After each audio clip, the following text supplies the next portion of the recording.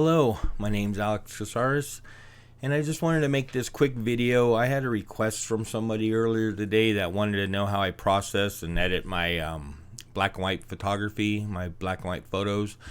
So I've been kind of wanting to try out making some videos and maybe share some of my knowledge of how I do things, and I thought this would be a good opportunity to try out a video.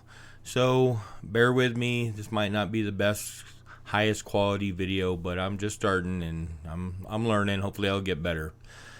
Well, so basically when it comes to my black and white photography, or basically any of my street photography, whether I decide to shoot it in color or black and white, I really like to streamline my editing. To be honest with you, I hate editing photos. I don't like to be stuck here behind the computer for hours trying to edit photos. I get more enjoyment out of being out there, walking the streets, catching cool scenes on with my camera and whatnot, meeting people and all that. That's where I get my pleasure from photography, not sitting back here behind a monitor and using a keyboard. So you're gonna see how I edit my photos, and through the years of editing and developing my workflow, I try to make it as fast and quick as possible with getting the results that make me happy. So that's the most important thing, is I'm happy with my photos at the end of the day. So first off, I've been shooting with the Fuji system for a while. I was shooting with Canon for a while, and then I switched over to mirrorless finally, and I just love it. I love this. XT30 is what I've been using lately. I have the XT2. I also love that camera. And I guess it kind of goes with the way I edit my photos, because when I'm shooting those two cameras, I always have the film simulations on acros with a red filter. And though when I'm out shooting, I shoot RAW and JPEG together, but I only do that because if I catch something that I can't wait to get home to edit, and I really want to share it there on the spot, I can transfer that JPEG really fast to my phone and maybe tweak it a little bit with some editing software and that, and then share it on Instagram or Facebook.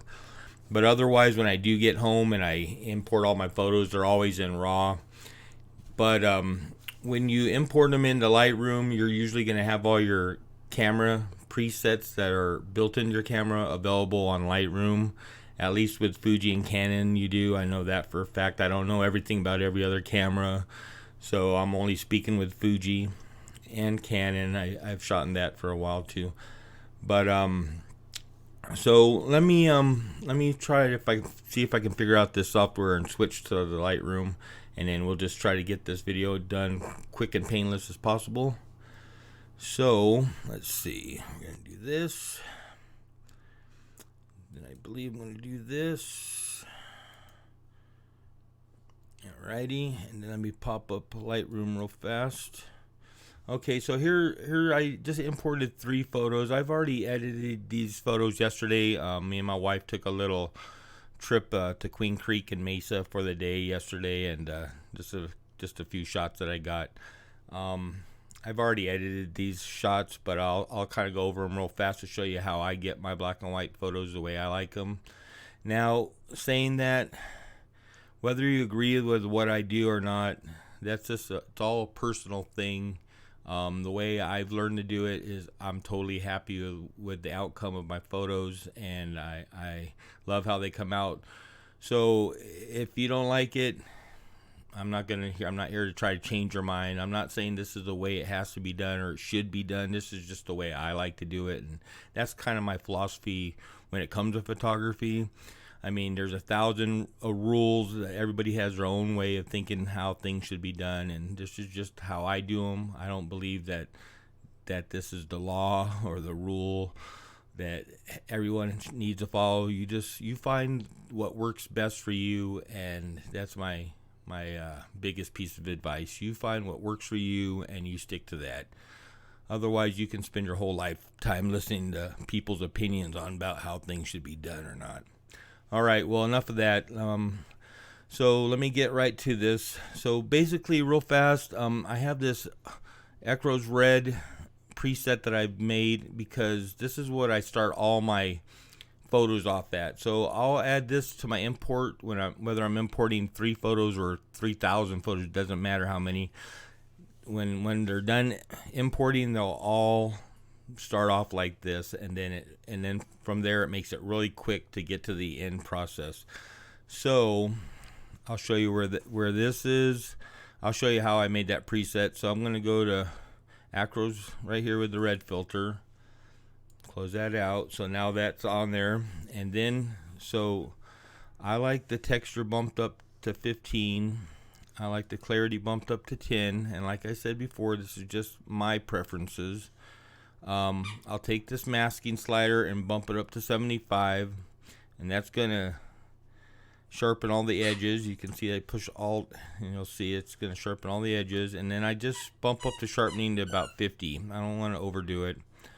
I'll go down here, the vignetting, I like a baseline of 15. Sometimes I'll bump it up or bump it down a little bit depending on the photo. So basically what I just showed you right there is this preset. So this will apply to all my imported photos when I import them, the raw photos. And the reason I like to do raw, not just keep the JPEG and tweak those, is because if you do have something underexposed or overexposed, you have more leeway when it comes to a raw file. Obviously, if you've been shooting for a while, you understand what I'm talking about. It's just a raw file holds a lot more information than a JPEG, so you have a lot more latitude on what you can do with that. All right, so I'm going to go ahead and add that to the next two, so I don't have to go through those steps again. Just highlight those, sync them. All right, so now those are already ready to go. Okay, so say I have these 3, but whether I have these 3 or 300 doesn't matter. So that's how they're all gonna start off like that. And then what I'm gonna do, I'm gonna check it out, see what I like, see what makes me happy, what I'm seeing, how I want this photo to end up. Well, I can already see there's too much busyness going around. Because what I want you to focus on is this gentleman, his dog, and his wife. All this other crap needs to go. So I'm obviously going to crop it. I'm going to go ahead and throw 8x10. Then I'm going to pull it in.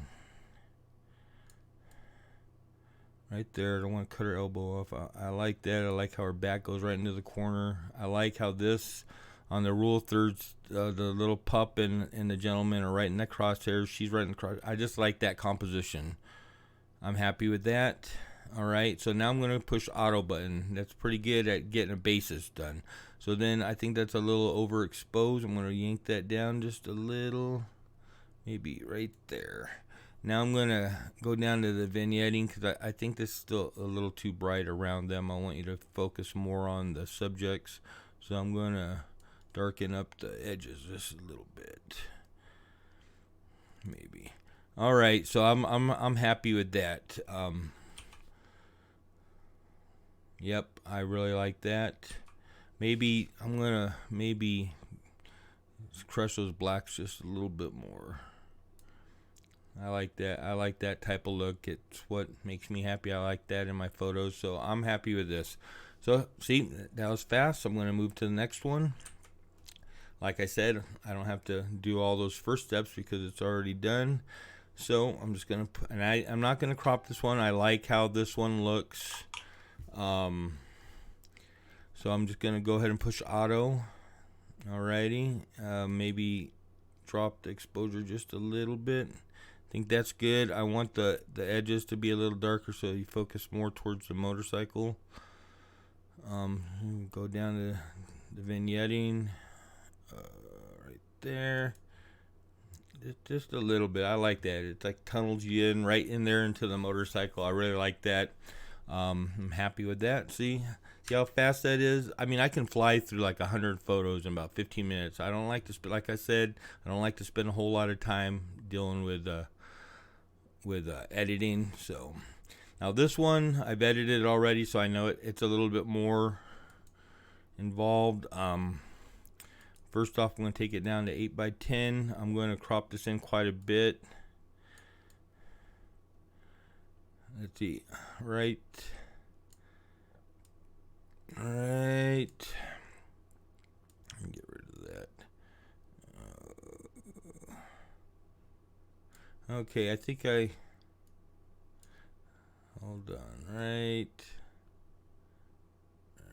there. Okay, so what I was seeing, what I wanted, what my vision was, is I like this leash coming out of the corner of the frame right to the dog. I like the shadow of this dog, the legs coming out of this corner and leading right to the dog. I like that crop, so that's good with me. Go ahead and press auto.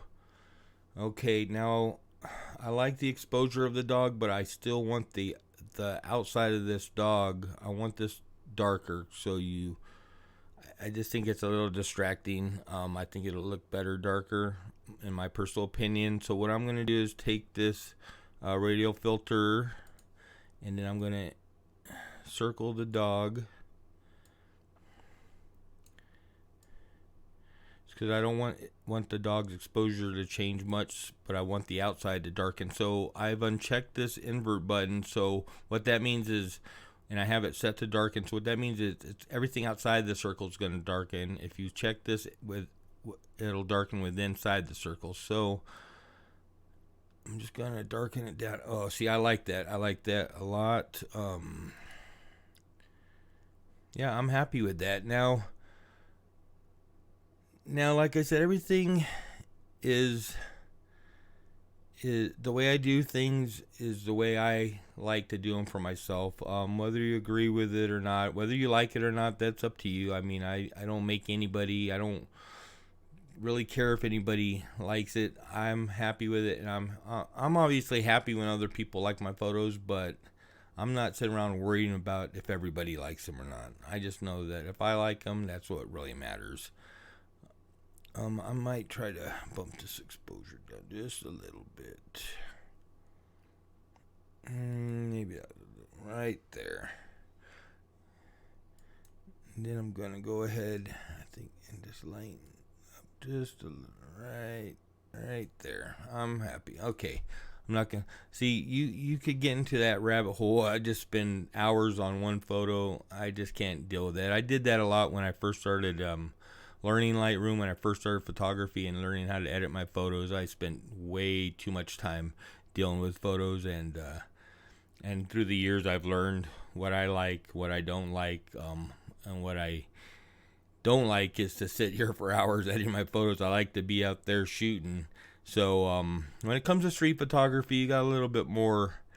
You don't have to be so precise with your editing. You're just trying to capture a scene and express that photo of what you saw out there and caught your eye to other people. You don't need to sit there and clone out zits and just spend way too much time. That's not what street photography is about. I know if it was wedding or portrait, or commercial type photography, you have a lot more editing to do, and I understand that. But when it comes to my street photography, I don't need to spend a whole lot of time in the editing software. So I hope that kind of answered your questions. If you have any more questions, let me know.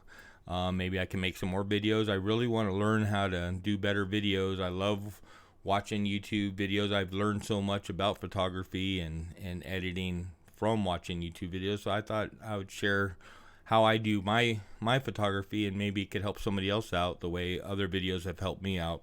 So I hope this wasn't too painstaking, and I hope I answered your question to the person that sent me that message about how I process and edit my black and white photography. If you have any more questions, go ahead and message me again, and I hope you have a great Sunday. Bye.